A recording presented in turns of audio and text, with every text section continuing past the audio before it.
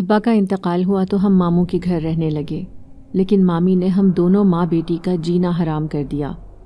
دوسری طرف چاچا نے بھی ہم سے گھر خالی کروا لیا تھا، کیونکہ ابا کی موت کے بعد وہ بھی ہمیں اپنے گھر میں رکھنے کو تیار نہیں تھا، اور ہمارا سارا پیسہ تو ابا کی بیماری میں لگ گیا تھا۔ اس کے بعد ہم ماں بیٹی کے پاس پھوٹی کوڑی بھی نہ بچی تھی۔ ابا تو رہا ہی نہیں، لیکن ساتھ گھر بھی نہ رہا تھا۔ ہم دونوں ماں بیٹی در بدر ہو کر ماموں کے گھر پناہ لینے آ گئے، کیونکہ نانا اور نانی تو حیات ہی نہ تھے۔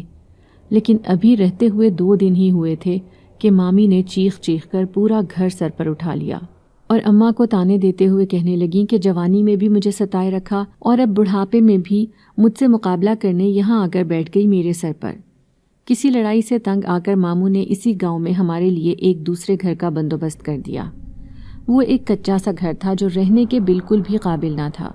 اس میں ایک چھوٹا سا کمرہ بنا ہوا تھا، چھوٹا سا صحن تھا جس کے بیچ میں ایک پرانا بیری کا درخت اپنی پوری شان و شوکت کے ساتھ موجود تھا۔ اس گھر کو دیکھ کر مجھ پر ایک عجیب سا خوف سوار ہو گیا۔ میں کہنے لگی، اماں ہم اس گھر میں رہیں گے؟ یہ تو پورا کچا گھر ہے، مٹی اور دھول نے ہمارا حشر برا کر دینا ہے۔ اماں مجھے گھورتے ہوئے کہنے لگی، تیرا باپ ہمارے لیے کون سا کوئی جائیداد چھوڑ کر گیا ہے؟ اب سر چھپانے کو یہ ٹھکانہ مل گیا ہے تو اس پر خدا کا شکر ادا کر۔ دیکھ نہیں رہی کہ تیری مامی تو ہمیں بھی تیرے ابا کے ساتھ قبر میں اتارنا چاہتی ہے؟ بس یوں سمجھ کہ زندگی ہمارے لیے بہت مشکل ہو گئی ہے۔ ان کے چہرے پر مردنی چھائی ہوئی تھی، ایسے لگتا جیسے وہ بھی اپنی زندگی سے تنگ آ گئی ہوں۔ ان کا اداس چہرہ مجھ سے دیکھا نہ گیا۔ پھر میں انہیں بہلاتے ہوئے کہنے لگی، اماں بہت جلدی ہماری زندگی بدل جائے گی، دیکھنا میں اس گاؤں کے اسکول میں استانی کی نوکری کروں گی۔ اس کے بعد ہم دونوں ماں بیٹی بڑے آرام سے گزارا کر لیں گے۔ پھر اماں اداسی سے کہنے لگیں، ارے یہ سب کرنا اتنا آسان بھی نہیں، نہ جانے تیرے ماموں تجھے نوکری کرنے کی اجازت دیں گے بھی یا نہیں۔ اس بات پر میرا منہ بن گیا تھا۔ میں خاموشی سے اس بیری کے درخت پر بیٹھی ہوئی چڑیوں کو دیکھنے لگی۔ میرا نام رباب ہے، میرا تعلق ایک چھوٹے سے گاؤں سے تھا۔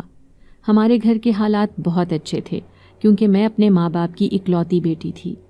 لیکن اچانک ابا کی بیماری نے ہمیں جیتے جی مار دیا۔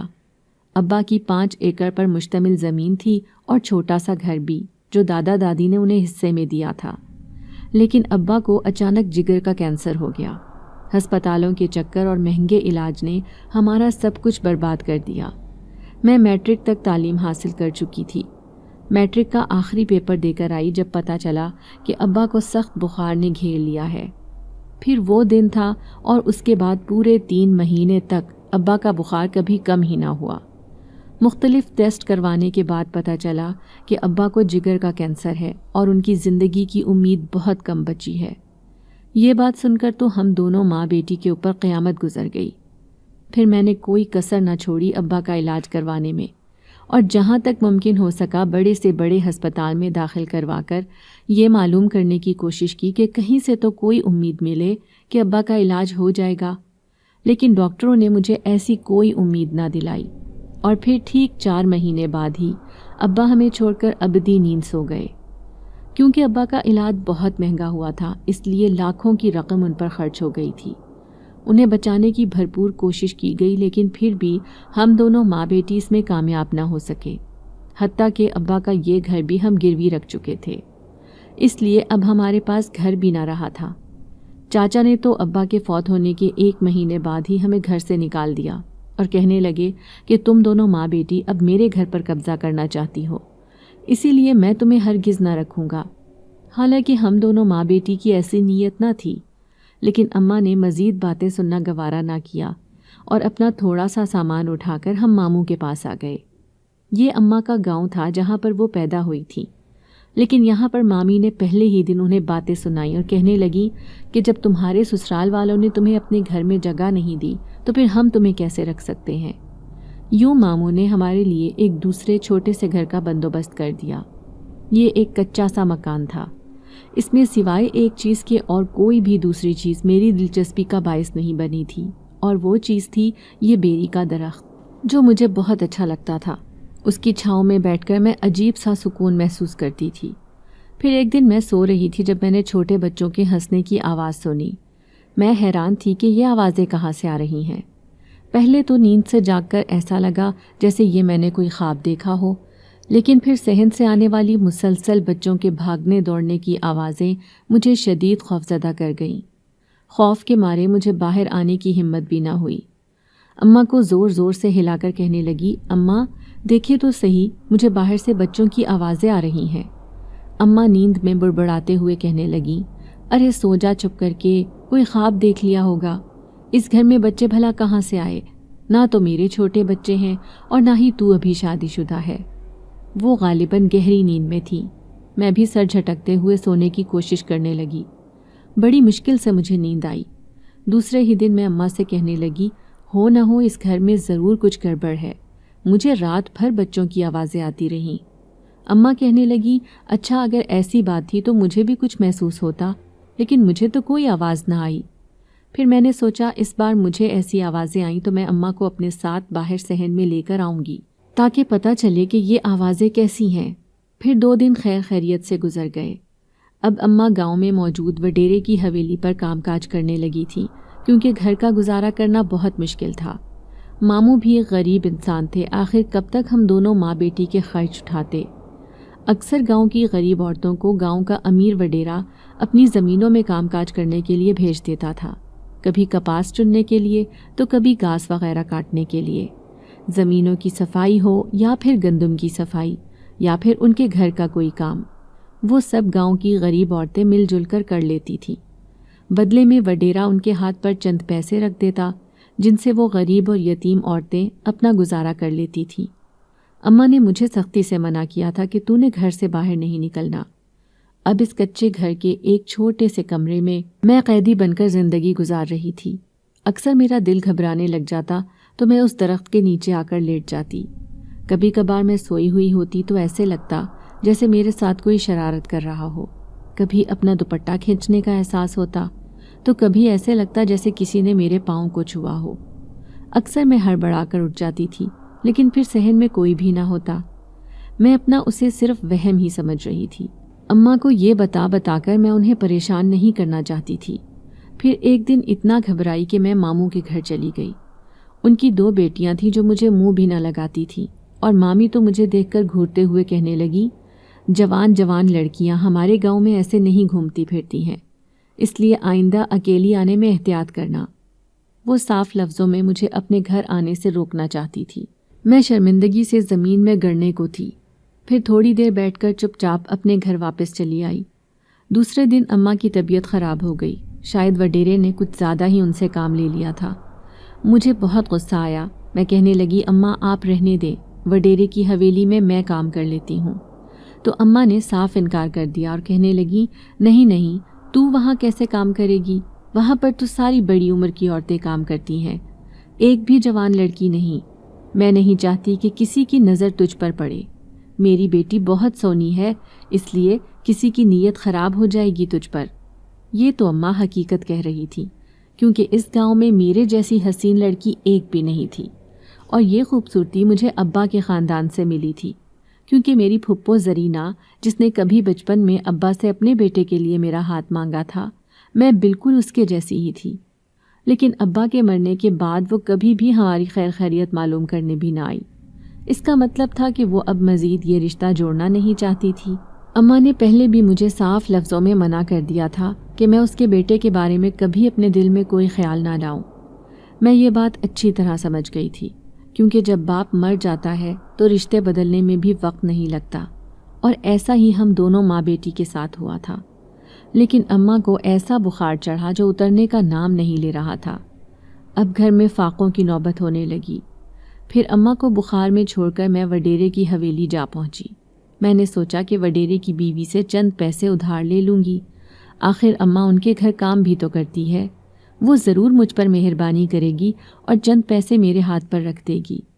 یہی سوچ کر میں ان کی حویلی میں جا پہنچی، لیکن جیسے ہی وڈیرے کی بیوی سے چند پیسے ادھار مانگے تو اس نے مجھے بری طرح جھڑک دیا اور کہنے لگی، کیا تیرے باپ نے یہاں پر بینک کھولا ہوا ہے جو منہ اٹھا کر پیسے مانگنے آ گئی؟ چل دفع ہو یہاں سے، تیرے جیسی جوان لڑکی کو تو میں کبھی بھی ادھار پیسے نہیں دوں گی، آئندہ میری حویلی میں قدم نہ رکھنا۔ وہ نہ جانے کیوں مجھ سے اتنا چڑ گئی تھی۔ میں حیران پریشان سی واپس لوٹنے لگی۔ ابھی تھوڑی ہی دور آگے گئی تھی کہ اچانک کسی کی آواز پر پلٹ کر دیکھنے لگی۔ سامنے سفید کاٹن کے لباس میں ملبوس مونچھوں والا ایک بڑی عمر کا آدمی کھڑا تھا، لیکن اس کی خبیث نظریں میرے وجود کے اوپر تھیں۔ پھر اس نے مجھے اپنے پاس بلایا اور کہنے لگا، لڑکی کیا تجھے پیسے چاہیے؟ میں اماں کی وجہ سے شدید پریشان تھی، اس لیے فوراً ہی کہہ دیا، جی ہاں، میری ماں کی طبیعت بہت خراب ہے، مجھے ان کے لیے ہی پیسے چاہیے۔ تو وہ کہنے لگا کہ ٹھیک ہے، میں تجھے پیسے دینے کو تیار ہوں، لیکن اس کے بدلے میں تجھے روز کام کاج کرنے میرے کھیتوں میں آنا پڑے گا۔ ابھی میں پریشانی میں تھی، اسی لیے میں نے اس کی بات پر ہاں کہہ دی اور کہنے لگی، ٹھیک ہے، آپ جتنا مجھے ادھار دے رہے ہیں میں وہ سارے پیسے کام کاج کر کے چکانے کی کوشش کروں گی۔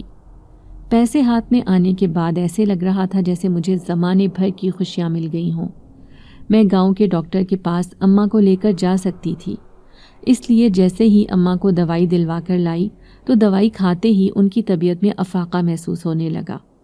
پھر وہ حیران ہو کر مجھ سے پوچھنے لگی کہ تو یہ پیسے کہاں سے لائی تھی؟ میں کہنے لگی کہ اماں فکر نہ کرو، میں نے وڈیرے سے تھوڑے سے پیسے ادھار لیے تھے، ہم جلد ہی ان کا قرضہ چکا دیں گے۔ اماں نے ماتھے پر ہاتھ رکھا اور کہنے لگی، تو نے یہ کیا کیا؟ اس کی نیت تو پہلے ہی خراب ہے، جوان عورتوں کو دیکھ کر اس کی آنکھوں میں شیطانیت اتر آتی ہے، کہیں اس نے تجھے دیکھ تو نہیں لیا؟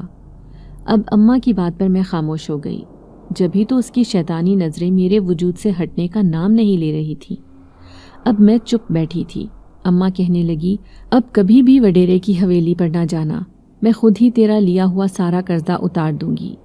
اماں کا بخار اتر گیا تھا، اسی لیے میں نے اسی خوشی میں کھیر بنا کر رکھی اور تھوڑی سی اماں کو کھلائی، باقی دیگچی میں رکھ دی تھی، سوچا کہ رات کو کھا لوں گی۔ پھر مغرب کا وقت ہو گیا تھا، اس لیے میں نماز پڑھنے چلی گئی۔ نماز پڑھ کر جیسے ہی واپس آئی تو حیران رہ گئی، کھیر کی پتیلی کھلی پڑی تھی اور اس میں سے ساری کھیر غائب تھی۔ میں اماں کو آواز لگاتے ہوئے کہنے لگی، اماں پتیلی کی کھیر تو نے کھائی ہے کیا؟ تو وہ کہنے لگی، ارے میں کیوں کھاؤں گی، مجھے کون سا میٹھا زیادہ پسند ہے، میں نے تو 2 چمچ چکھی ہے بس۔ اب میں حیران ہو گئی کہ آخر کھیر کہاں چلی گئی، کیا دیوار سے کود کر کوئی بلی تو نہیں آ گئی تھی؟ یہی سوچ کر میں نے اپنے آپ کو مطمئن کر لیا۔ اماں نے دوبارہ کام پر آنا جانا شروع کر دیا تھا، لیکن شام کو واپس آ کر مجھے بتانے لگی کہ وڈیرے کی نیت تجھ پر خراب ہو گئی ہے۔ وہ بار بار مجھے کہتا رہا کہ تو نے اپنی بیٹی کو کیوں نہیں بھیجا، تو خود کیوں آئی ہے کام پر؟ تو میں نے اسے ٹالتے ہوئے کہہ دیا کہ میری بیٹی گھر کا کام کاج سنبھالتی ہے، کہیں اسے یہ نہ پتہ چل جائے کہ ہم دونوں ماں بیٹی اس گھر میں اکیلی رہتی ہیں۔ اماں نہ جانے کیوں اتنا خوفزدہ ہو رہی تھی۔ پھر میں اماں کو سمجھاتے ہوئے کہنے لگی، ارے ماموں بھی تو اسی گاؤں میں رہتے ہیں، ہم دونوں کو ڈرنے کی ضرورت بھی نہیں ہے، وہ وڈیرا ماموں کے ہوتے ہوئے ہمارا کیا کر لے گا؟ اماں خاموش تھیں، پھر اداسی سے کہنے لگی، تو نہیں جانتی کہ دولت کا کتنا روب ہوتا ہے، وہ دولت کی وجہ سے ہر چیز بدل سکتا ہے۔ مجھے ان کی مشکل بات سمجھ نہ آئی تھی، اس لیے عشاء کی نماز پڑھنے کھڑی ہو گئی۔ پھر اماں چونکہ کام سے تھک ہار کر آتی تھی اس لیے جلدی ہی سو گئیں، لیکن میری آنکھوں میں نیند نہیں تھی۔ میں چپ چاپ صحن میں لیٹی سامنے درخت کی طرف دیکھے جا رہی تھی، تب ایسے لگا جیسے کوئی چھوٹا سا ہیولا درخت سے کودا ہو۔ میں فوراً ہی اٹھ کر بیٹھی تھی، پورے صحن میں نظریں دوڑانے لگی لیکن وہاں کوئی بھی نہیں تھا۔ پھر خوفزدہ سی ہوتی ہوئی واپس لیٹ گئی، لیکن اچانک ہی ننھے قدموں کی چاپ ابھری تھی، جیسے کوئی بھاگتا ہوا درخت کے پیچھے سے دوسری طرف کو گیا ہو۔ اب تو میری خوف کے مارے حالت بری ہو گئی تھی، ایسے لگ رہا تھا جیسے ہم دونوں کے علاوہ بھی اس گھر میں کوئی نہ کوئی موجود ہے۔ میں اماں کو ہلا ہلا کر تھک گئی اور جگانے کی کوشش کرتی رہی، لیکن اماں تو جیسے گدھے گھوڑے بیچ کر سو رہی تھی۔ پوری رات میں ڈرتی رہی۔ صبح اماں کے اوپر غصہ کرنے لگی کہ اماں مجھے اس گھر میں نہیں رہنا، یہ گھر آسیب زدہ ہے۔ اماں کہنے لگی، پاگل تو نہیں ہو جو بچوں جیسی باتیں کر رہی ہو، شکر کرو کہ ہمیں اتنی غریبی کی حالت میں یہ گھر مل گیا ہے، ورنہ ہم دونوں ماں بیٹی کسی جھگی میں رہ رہے ہوتے۔ میں بڑبڑاتے ہوئے کہنے لگی، یہ گھر بھی کسی جھگی سے کم نہیں ہے اماں، دیکھو تو صحیح، سارے کا سارا گھر کچا ہے، اگر بارشیں ہو گئیں تو ہمیں سر چھپانے کا بھی ٹھکانہ نہیں ملے گا۔ میں اور اماں ابھی آپس میں یہ باتیں کر ہی رہے تھے جب ساتھ میں رہنے والی ایک عورت چلی آئی۔ وہ اماں سے کہنے لگی، بہن تمہیں اس گھر میں رہتے ہوئے کافی دن ہو گئے، کیا کچھ ایسا ویسا محسوس ہوا ہے؟ اماں کہنے لگی، کیا تم کیا کہنا چاہتی ہو؟ میں سمجھی نہیں۔ تو وہ اماں سے سرگوشی کرتے ہوئے کہنے لگی، ارے کیا بتاؤں بہن، اس گھر میں جو بیری لگی ہوئی ہے نا، یہاں پر جنات کے بچے رہتے ہیں، کیا تمہیں کبھی ان کی آہٹ محسوس ہوئی ہے؟ اس کی اس قدر ڈراؤنی باتیں سن کر میرے تو رونگٹے کھڑے ہو گئے تھے، جبکہ اماں اس کی بات سن کر ہنسی اور کہنے لگی، نہیں، ہمیں تو اس گھر میں رہتے ہوئے 2 مہینے ہو گئے، کبھی ایسا محسوس نہیں ہوا۔ لیکن میں جلدی سے آگے بڑھی اور اس عورت سے کہنے لگی، خالہ مجھے ایسا محسوس ہوا ہے، سچ میں ہی ایسے لگتا ہے جیسے ہمارے گھر کے صحن میں 3-4 بچے کھیل رہے ہوں۔ یہ سن کر اس عورت کی آنکھیں پھٹی کی پھٹی رہ گئیں۔ پھر وہ اماں سے کہنے لگی، بہن جتنا جلدی ہو سکے اس گھر کو خالی کر دو، اس گھر میں موجود اس بیری کے اوپر جنات کے بچے رہتے ہیں اور انہیں اپنی آنکھوں سے دیکھنے والے ہم لوگ ہیں، کیونکہ ہمارا گھر یہاں سے بہت نزدیک ہے۔ میرے بچے تو مغرب کے بعد گھر سے باہر بھی نہیں نکلتے تھے، صرف اس درخت کی وجہ سے، کیونکہ اس بیری کی وجہ سے یہ گھر آسیب زدہ ہے۔ اماں یہ سن کر خاموش ہو گئی، لیکن مجھے ایسے لگا جیسے وہ مجھے غصے سے دیکھ رہی ہوں۔ پھر اس عورت کے جاتے ہی وہ مجھ پر برس پڑی اور کہنے لگی، تو نے یہ ڈرامہ کیا تھا نا، اور جھوٹ بولا تھا کہ اس گھر میں مجھے بچے دکھائی دیتے ہیں۔ تو میں اماں کو یقین دلاتے ہوئے کہنے لگی، نہیں اماں، ایسی بات نہیں ہے، مجھے سچ میں ہی ایسا محسوس ہوا ہے، لیکن آپ کو ایسا نہیں لگتا، میں یہ سوچ کر حیران ہوں۔ پھر اس دن میں گھر کا کام کاج کر کے اماں کے آنے کا انتظار کر رہی تھی، جب ایک عورت اماں کا پیغام لے کر چلی آئی، کہنے لگی، آج کام زیادہ ہے اس لیے تیری اماں دیر سے آئے گی۔ یہ سن کر میں پریشان ہو گئی، کیونکہ مجھے اکیلے رہتے ہوئے بہت ڈر لگتا تھا، لیکن پھر ہمت کر کے باہر چارپائی پر بیٹھ گئی۔ عشاء کی نماز پڑھ کر میں چارپائی پر لیٹی آسمان پر چمکنے والے ستاروں کو دیکھ رہی تھی۔ تب اچانک ہی ایسے لگا جیسے کسی نے ننھے ہاتھ سے میرا کندھا ہلایا ہو۔ میں ہڑبڑا کر اٹھی تھی، تبھی اوپر درخت پر اچانک میری نگاہ پڑی۔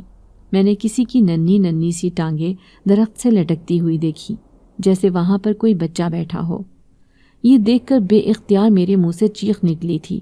میں بھاگی بھاگی کمرے کے اندر چلی گئی، لیکن وہاں تو جیسے پہلے سے ہی کوئی چارپائی کے نیچے چھپا ہوا ہو۔ مجھے دیکھ کر اچانک ایک کالا سا ہیولا چارپائی سے نکل کر کمرے سے بھاگ گیا۔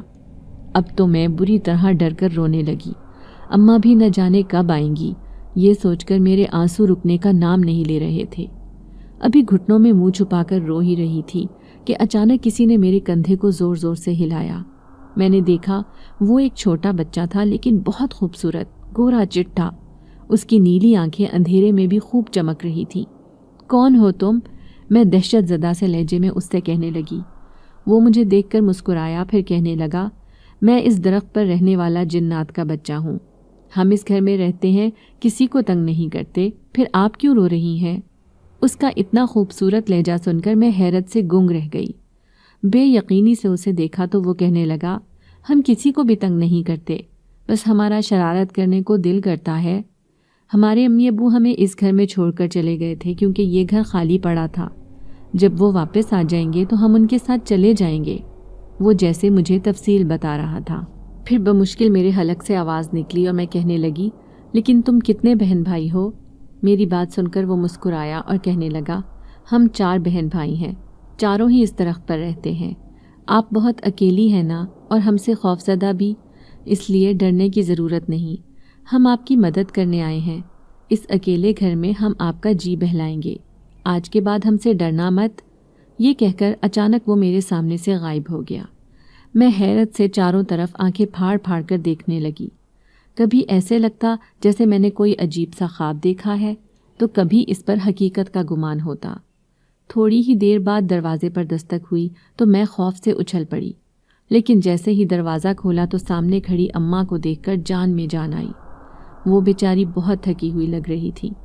اندر آ کر کہنے لگی، وہ وڈیرا تو بڑا ظالم بن گیا ہے، اب مجھ سے زیادہ کام لینے لگا ہے، یہ سب تیری وجہ سے ہوا ہے۔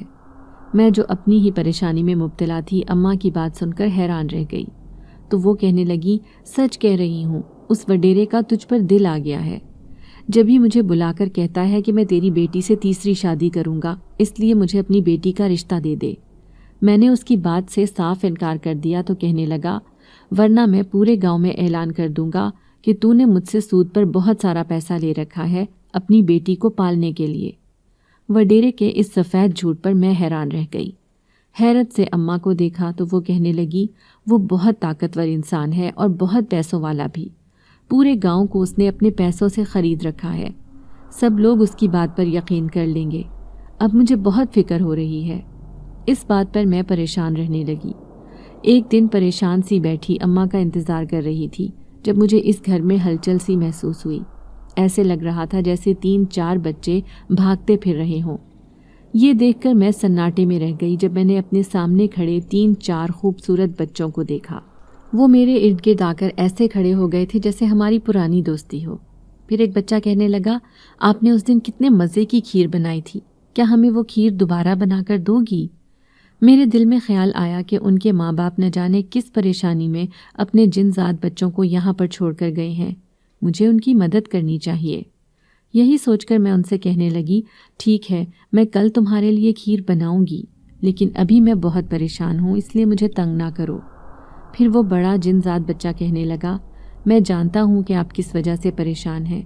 دراصل آپ لوگوں کے پاس پیسے نہیں ہیں، اس لیے آپ کی اماں اور آپ پریشان رہتی ہیں۔ لیکن فکر نہ کریں، جب میرے امی ابو واپس آئیں گے تو ہم ان سے کہیں گے کہ وہ آپ کو ڈھیر سارے پیسے دے کر جائیں۔ میری امی کے پاس بہت سارے زیورات بھی ہیں جو بہت خوبصورت اور قیمتی ہوتے ہیں۔ جب آپ دلہن بنیں گی تو وہ زیورات میں آپ کے لیے لے کر آؤں گا۔ وہ بچہ بڑے پیار سے بات کر رہا تھا، بس میں اس کی شکل دیکھتی رہ گئی۔ خوشی کے مارے میری آنکھوں میں آنسو آ گئے تھے کہ یہ جنات کے بچے کس قدر معصوم ہیں۔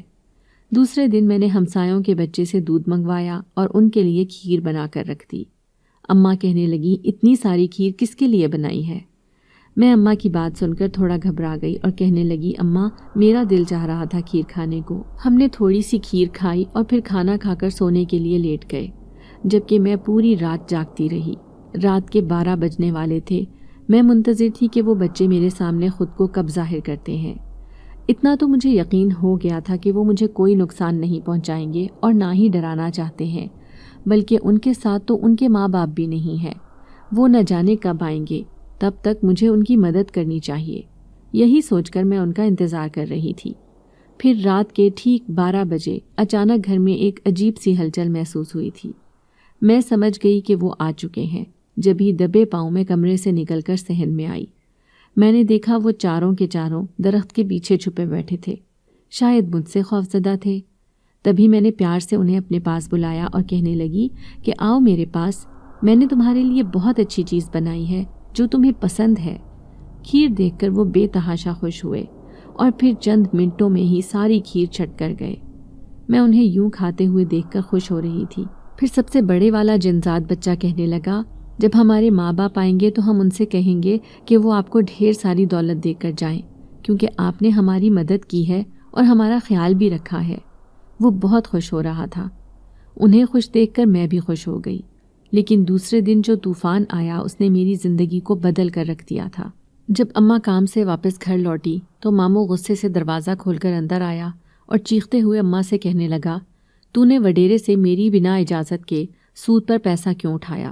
اگر پیسوں کی ضرورت تھی تو مجھ سے ہی مانگ لیتی، اس گھٹیا انسان سے پیسے لینے کی کیا ضرورت تھی؟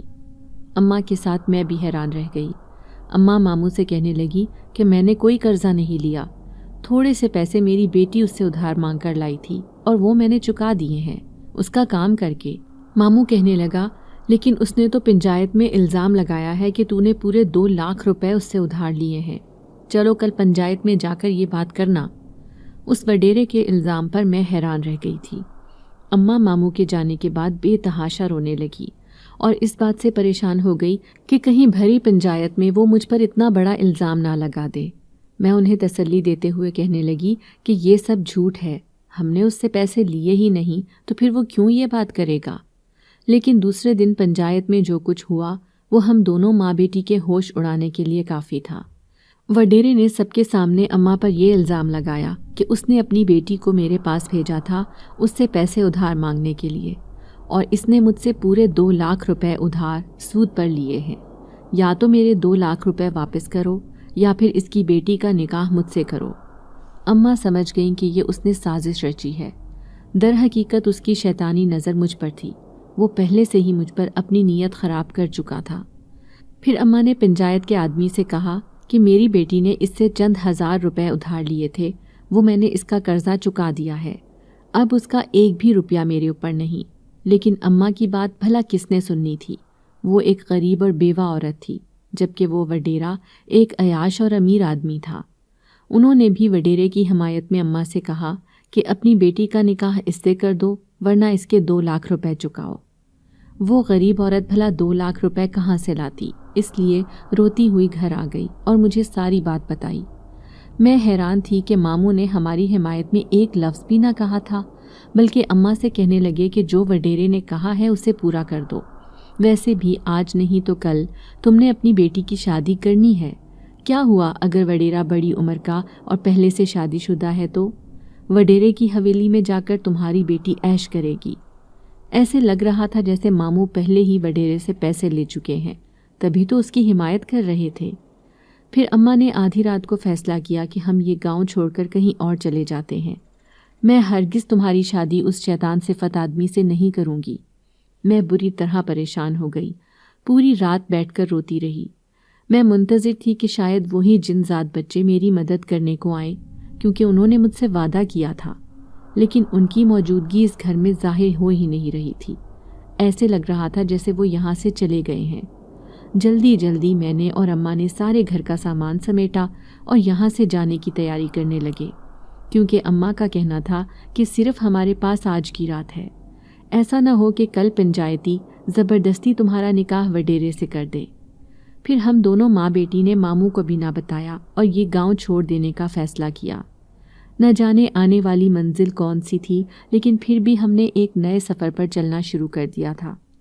اماں کا ارادہ تھا کہ یہاں سے تھوڑی دور پیدل چلیں گے تو شہر آ جائے گا، وہاں کوئی نہ کوئی ایسا نیک انسان تو ہوگا جو ہمیں کام کاج کے بدلے میں رہنے کا ٹھکانہ دے دے گا۔ آدھی رات کو اپنی ماں کے ساتھ سڑک کنارے چلتی میں خود کو اس دنیا کا سب سے بدقسمت انسان تصور کر رہی تھی۔ شاید یہ ساری مصیبت میری وجہ سے ہی آئی تھی، نہ میں وڈیرے کے سامنے جاتی اور نہ ہی مجھے دیکھ کر اس کی نیت خراب ہوتی۔ ابھی آدھا راستہ ہی طے کیا تھا کہ اچانک چند آوارہ لڑکے ہم دونوں کا پیچھا کرنے لگے۔ وہ شاید شہر کے لڑکے تھے، کیونکہ انہیں دیکھ کر یہی ظاہر ہو رہا تھا کہ یہ نشے میں ہیں۔ میں انہیں دیکھ کر بری طرح خوفزدہ ہو گئی۔ پھر اماں کو ڈرتے ڈرتے کہنے لگی، اماں جلدی سے یہاں سے چلیں، ایسا نہ ہو کہ یہ کچھ کر دیں۔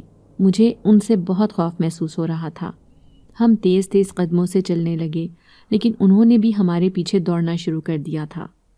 اب میں نے اماں کا ہاتھ تھاما اور جدھر کو رخ ہوا ادھر کو ہی بھاگنا شروع کر دیا۔ تیز بھاگنے کا یہ فائدہ ہوا کہ میں اور اماں جلد ہی ان کی نظروں سے اوجھل ہو گئے تھے۔ میں نے دیکھا یہ تو ایک خوفناک جنگل تھا۔ بھاگتے بھاگتے ہم دونوں ایک جنگل میں پہنچ گئے تھے۔ یہاں دور دور تک آبادی کا شائبہ نہیں تھا، لیکن دور لالٹین جلتی ہوئی نظر آ رہی تھی، شاید وہ کوئی گھر وغیرہ تھا۔ میں اماں سے کہنے لگی، اماں آدھی رات کو شہر جانا مناسب نہیں، ہم آج کی رات اس گھر میں پناہ لے لیتے ہیں، پھر صبح ہوتے ہی شہر چلے جائیں گے۔ اماں بھی میری بات مان کر رضامند ہو گئیں۔ پھر ہم اسی لالٹین کی طرف جانے لگے اور تھوڑی ہی دیر میں اس گھر کے سامنے کھڑے تھے۔ اس سے پہلے کہ دروازے پر دستک دیتے، اچانک ہی دروازہ خود بخود کھل گیا۔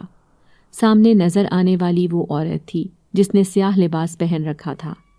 اس کی آنکھیں چمکدار تھیں جو رات کے اندھیرے میں بھی خوب چمک رہی تھیں۔ اس نے ہمیں اندر آنے کا کہا۔ کھانے کی لذیذ خوشبو اس گھر سے آ رہی تھی۔ تبھی اچانک میری نظر صحن میں بیٹھے 4 بچوں پر پڑی۔ میں انہیں دیکھ کر کچھ چونک گئی تھی، ایسے لگ رہا تھا جیسے میں نے یہ بچے دیکھے ہوئے ہیں۔ تبھی انہوں نے پلٹ کر مجھے دیکھا تو میرے پیروں تلے سے زمین نکل گئی۔ یہ 4 تو وہی جن ذات بچے تھے، لیکن وہ اس ویران جنگل میں موجود اس خوفناک گھر میں کیا کر رہے تھے؟ ان 4 نے بھی مجھے پہچان لیا تھا، تبھی تو عجیب طریقے سے مسکرا رہے تھے، لیکن اماں کو ان کے بارے میں کچھ علم نہ تھا، اس لیے میں خاموشی سے کمرے میں بچھی چارپائی پر بیٹھ گئی۔ مجھے ان جنات میاں بیوی سے بھی ڈر لگ رہا تھا۔ وہ شاید اپنے بچوں کو اس گھر میں لے کر آ گئے تھے، تو کیا ان کے ماں باپ واپس لوٹ آئے تھے؟ ان کی پریشانیاں ختم ہو گئی تھیں؟ ایسے کئی سوال کے جواب میں ڈھونڈنے کی کوشش کر رہی تھی۔ لیکن میں نے دیکھا کہ وہ سب سے بڑا جن ذات بچہ اپنے ماں باپ کے کان میں سرگوشی کرتا ہوا انہیں کچھ بتا رہا تھا۔ میاں بیوی نے پلٹ کر مجھے دیکھا۔ میں نے دیکھا ان کی آنکھوں میں میرے لیے بہت عزت اور احترام تھا۔ پھر انہوں نے ہمیں کہا کہ آپ دونوں آرام سے بیٹھ جائیں، جو بھی پریشانی ہے اس کو آپ بھول جائیں، کیونکہ ہمارے پاس رہتے ہوئے آپ دونوں بالکل محفوظ ہیں۔ اماں مجھے کہنے لگی، چلو آج کی رات بھلے لوگ مل گئے، ورنہ نہ جانے ہم اس پریشانی میں کہاں جاتے۔ لیکن میں دل ہی دل میں خوفزدہ ہو رہی تھی کہ اماں یہ بات نہیں جانتی کہ اس وقت ہم ایک آسیب زدہ گھر میں بیٹھے ہیں اور ہمارے سامنے انسان نہیں بلکہ جنات ہیں۔ پھر تھوڑی ہی دیر میں وہ عورت لذیذ کھانا ہمارے سامنے رکھ کر چلی گئی۔ میں نے جیسے ہی اس کھانے پر نگاہ ڈالی تو حیران رہ گئی۔ وہ میری پسندیدہ ڈش تھی، بریانی، اور ساتھ ہی گوشت کا سالن بھی تھا۔ انہوں نے ہماری اتنی عزت کی کہ اماں بے فکر ہو کر چارپائی پر سو گئیں، لیکن مجھے خوف کے مارے نیند نہیں آ رہی تھی۔ عورت نے مجھے جاگتے ہوئے دیکھا تو صحن کی طرف اشارہ کرتے ہوئے مجھے باہر بلانے لگی۔ میں بہت ڈر رہی تھی جب یہ چاروں بچے بھاگتے ہوئے آئے اور میرا ہاتھ پکڑ لیا۔ جیسے ہی میں باہر گئی تو وہ دونوں میاں بیوی مجھے دیکھ کر کہنے لگے، تو تم ہی وہ مہربان لڑکی ہو جس نے ہمارے بچوں کا خیال رکھا تھا۔ دراصل ہم بہت بڑی پریشانی میں مبتلا ہو گئے تھے۔ کئی سال پہلے اچانک ہمارے قبیلے میں ایک طوفان آیا تو ہم اپنے قبیلے سے جدا ہو گئے۔ یوں 4 بچوں کے ساتھ در در بھٹکنے لگے۔ پہلے ہمیں کوئی ٹھکانہ تلاش کرنا تھا، اسی لیے ہم بڑے پریشان تھے۔ پھر ہمارا گزر اس گاؤں سے ہوا تو ہمیں گاؤں میں موجود وہ خالی گھر نظر آیا۔ اس درخت کے ارد گرد کوئی بھی نہیں تھا۔ وہ ہمیں اپنے بچوں کے لیے ایک محفوظ ٹھکانہ لگا، اس لیے ہم اپنے 4 بچوں کو وہیں چھوڑ کر چلے گئے تھے۔ لیکن میں اپنے بچوں کے لیے پریشان بھی بہت تھی، کیونکہ میرے سارے بچے بہت شرارتی ہیں، کہیں کسی انسان کی نظر ان پر نہ پڑ جائے۔ یہی سوچ ہمیں پریشان کرتی رہی۔ پھر ہم دونوں میاں بیوی کسی محفوظ ٹھکانے کی تلاش میں نکل پڑے۔ بڑی مشکل سے جنگل میں موجود ہمیں یہ خالی گھر نظر آیا، اسی لیے ہم اب یہیں رہتے ہیں۔ تمہاری بڑی مہربانی جو تم نے ہمارے بچوں کا خیال رکھا، ان کی ہر خواہش پوری کی۔ اس جنزادی کے شکریہ ادا کرنے پر میں اسے کہنے لگی، یہ بچے بہت اچھے ہیں اور نیک بھی، انہوں نے بھی میری مدد کرنے کا وعدہ کیا تھا۔ آج میں بہت پریشانی میں ہوں۔ میں یہ تو نہیں کہتی کہ میں آپ سے مدد مانگنے آئی ہوں، لیکن ہمارے پاس رہنے کا کوئی ٹھکانہ نہیں، نہ ہاتھ میں پیسے ہیں، اور نہ ہی ہماری کوئی مدد کرنے والا انسان جو اس بھری دنیا میں ہمارے سر پر ہاتھ رکھ سکے۔ بس میں چاہتی ہوں کہ کچھ ایسا ہو جائے جس سے ہماری زندگی آرام سے گزر جائے۔ میری اماں بوڑھی ہیں، اس بڑھاپے میں بھی وہ میری وجہ سے پریشان رہتی ہیں۔ کسی طرح سے ان کا آسرا مجھ سے نہ چھوٹے، کیونکہ اگر وہ مجھ سے جدا ہو گئیں تو میں جیتے جی مر جاؤں گی۔ میں روتے ہوئے ان کو اپنی دکھی کہانی سنا رہی تھی۔ جنزاد نے میرے سر پر ہاتھ رکھا اور کہنے لگا، اب گھبرانے کی ضرورت نہیں، کیونکہ تمہاری حفاظت کے لیے ہمارا پورا خاندان ہے۔ جو بھی تمہاری خواہش ہوگی ہم اسے ہر حال میں پورا کریں گے۔ پھر میں نے انہیں بتایا کہ مجھے اپنی زندگی گزارنے کے لیے چند پیسوں کی ضرورت ہے، کیونکہ پیسوں کے بغیر آگے بڑھنا ناممکن ہے۔ پھر دونوں میاں بیوی نے میری مدد کرنے کا فیصلہ کیا اور کہنے لگے کہ ہم تمہیں شہر تک چھوڑائیں گے، پھر تمہیں کچھ نہیں ہوگا اور تمہارے پاس اتنی دولت ہوگی کہ اپنی زندگی بڑے آرام سے گزارو گی۔ میں ان کی بات سن کر خوش ہو گئی تھی۔ پھر 4 جنزاد بچے میرے ارد گرد بیٹھ گئے اور مجھ سے باتیں کرنے لگے۔ دیکھتے ہی دیکھتے صبح ہو گئی اور پتہ بھی نہ چلا۔ صبح اماں کہنے لگی، چلو آج کی رات تو سکون سے گزر گئی، اب شہر میں جا کر کوئی ٹھکانہ تلاش کرتے ہیں۔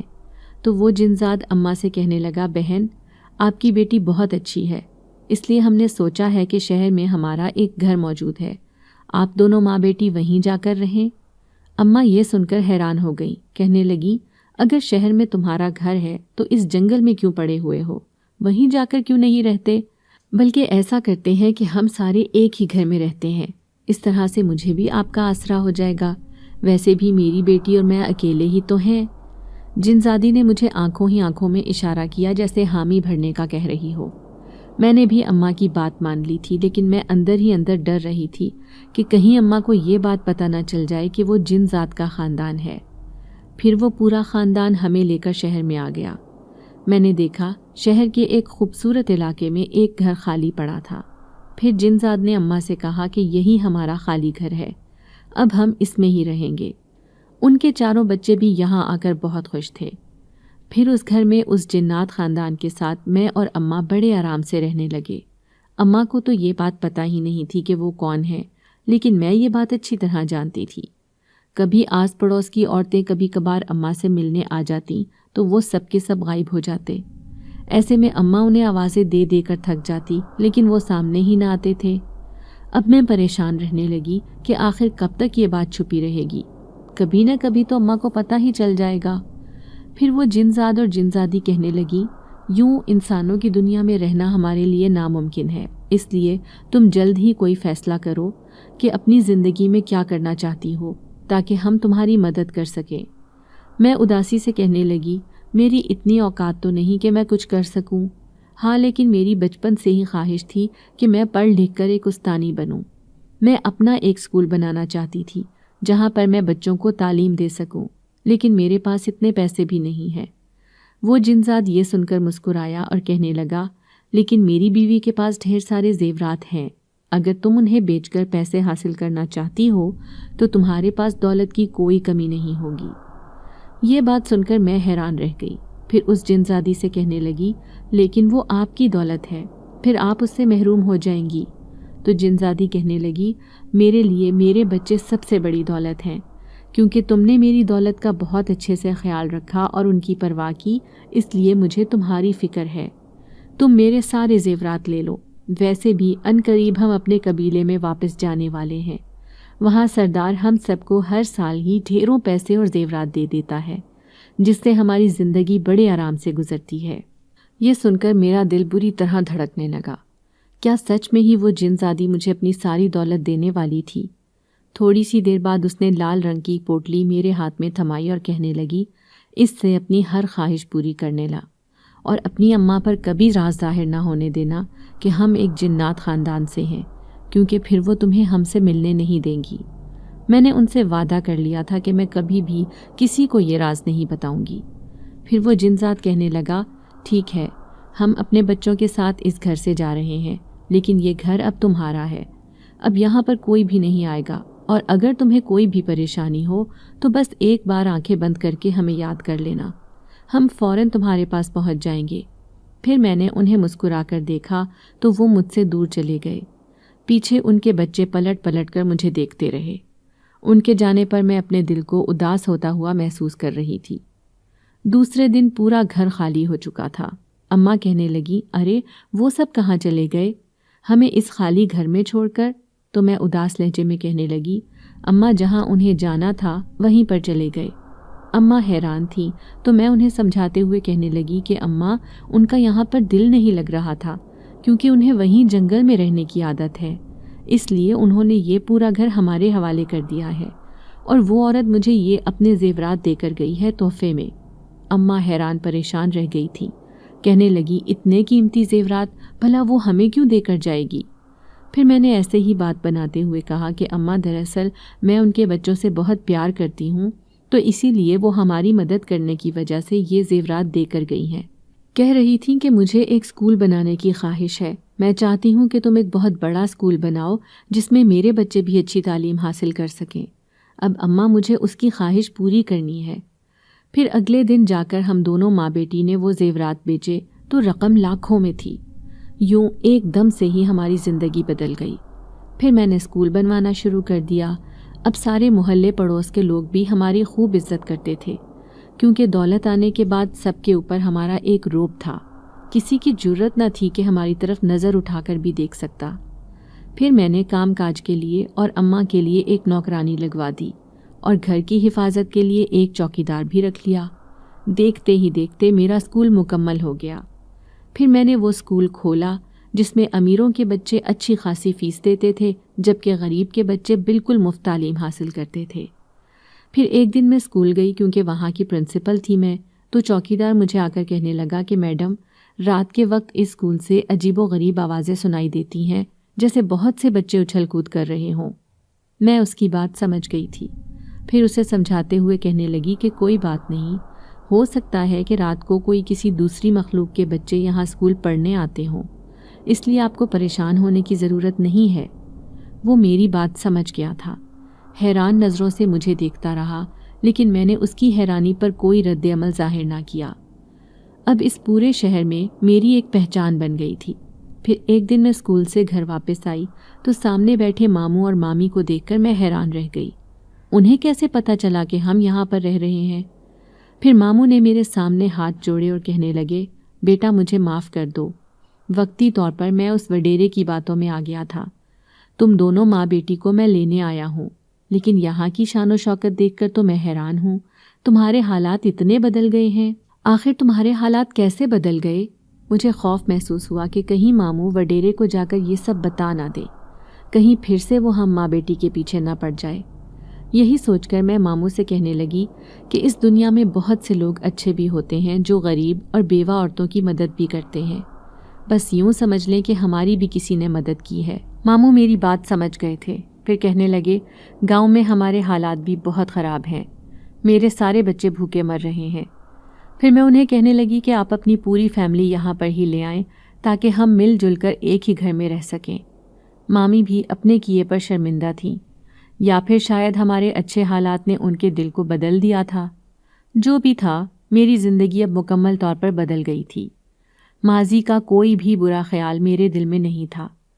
ہاں، اس جنات خاندان کی یاد ستاتی تو کبھی کبھار میں ان سے ملاقات کرنے یا تو ان کے پاس پہنچ جاتی یا پھر وہ خود میرے پاس آ جاتے تھے، اور ان کے معصوم بچوں کو دیکھ کر میرا دل خوشی سے بھر جاتا تھا۔